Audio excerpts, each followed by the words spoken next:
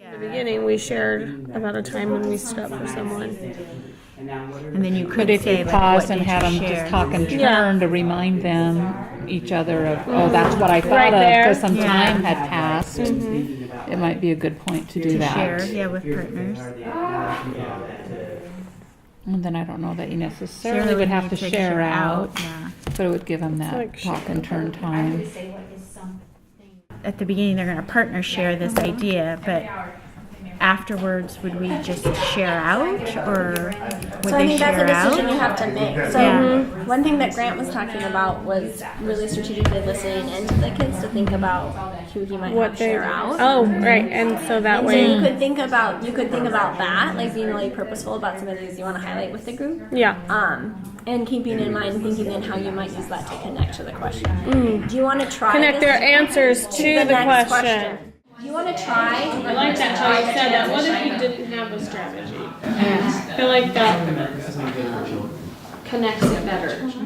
Think about him and think about the hardships and the problems he had. What do you think might have happened had he not had a good solution or strategy for those problems? How does that sound? That sounds good. Miss Riedel asked that question. When was there a time in your life you had to stand up for something or someone? You guys remembering that? On the first day? Think about it in your head. So we talked about a time in your life you had to stand up for something or someone. And then give you a couple seconds to think about that time. Okay. Now that we've had some think time, go ahead and share with a partner what that moment was for you. So maybe the two of you and the two of you and the two of you.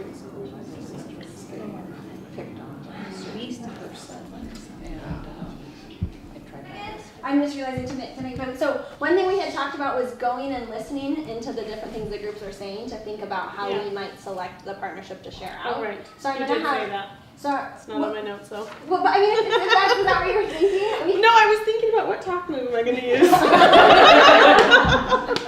So no. But I mean, with the kids, not in the one, but with the kids, you're thinking that Yes. they're going to do that. Yes, I'm thinking I'll be going around listening to what each group is saying, so then I can call on a student that has maybe a response that would kind of give us the right kind of momentum.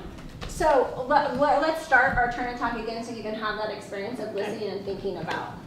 So we'll just go into it. Okay.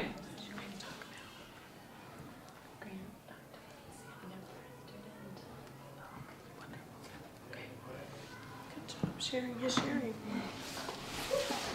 All right, looks like we're all ready. And how did that feel when you did that? When you stood up to someone or something? How did that feel? What were you feeling? You guys can just popcorn answers out. Scared. Scared, yeah. Scared. And nervous. Nervous. Yeah. Can we talk about that, Grant? Sorry. Can we talk about nervous? What made you nervous? Putting yourself out there. Okay, putting yourself out there. Yeah. Did anyone else feel nervous when they had to be approached with that? Yeah. What other emotions might we have been feeling? So I want to stop for a second for us to like really understand this beautiful moment that like Julie's doing right now. Is she's taking what we shared to really think about how we feel and to not just say, but to like she pressed Grant to kind of explain that. So this is lovely. So keep going. So nervous, scared, any other different feelings? Proud, powerful, love it. So sometimes when things are scary or make us nervous, in the end we can have that sense of pride and that power. Yeah. And I think that's probably how our main character's feeling at the end, you know. I'm inferring that. So I think this is a beautiful moment where we say, yeah, like in the beginning of the story, you know, Cesar was probably feeling a little bit scared and nervous, and you know he was feeling sad. We saw that sign. We kind of inferred that maybe he was feeling that way. But then at the end, based off, we can think about how we know when we felt in those situations and what he was doing to infer that he was maybe feeling proud or powerful. So really being explicit. I want you to try it on again, but really being explicit, connecting it to the you know, the inferences that they have made. Mm-hmm. Okay. Okay. So you said proud and powerful, and I think that Cesar probably felt those things, and I can infer those things from the words from the text, and even looking back at some of the pictures, and you know how we saw his demeanor change. Yeah, no, not Definitely just, demeanor. yeah. Okay. Just, we can use how we felt in those situations and the words in the text to infer that Cesar felt proud and powerful at the end. Okay. So try it again. Again. Good job. Keep going. You should not have picked me. You're doing great.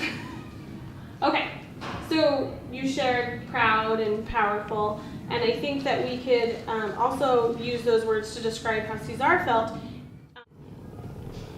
in the text from what we know and what was inferred in the text from the words that we read. Okay. So now let's think about what do you think might have happened or what might have been different if Cesar did not have that moment where he decided to stand up? What do you think might have happened? How did that might have played out differently? Think about it for a minute. Now turn and talk with your neighbors, same partners, and talk about what you think he might have been, what may have been different if he wouldn't have had that moment, that experience. Like if he hadn't, that their conditions would still be the same, that things hadn't changed That's something about if he hadn't had that moment. someone has to go first, and so many other Stepped up, people you know, would there be feel another powerful, person to do feel that? power to You know, also. we don't know. Yeah. So as I was listening in on your guys' conversations, which were fantastic, I really wanted Samara's idea shared, and Diana's going to share that for us.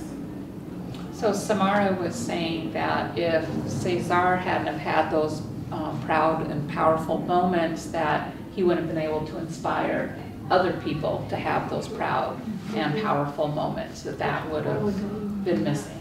Yeah, I heard that a lot. I heard empowered, and I don't know if that's kind of where you guys were going to, but it makes me wonder and think about your own situation that you had thought about earlier, and if you hadn't made that decision, if you hadn't decided to stand up, what might have been different? You know, that's something for you to maybe go home and think about. What might have been different if you had not done that?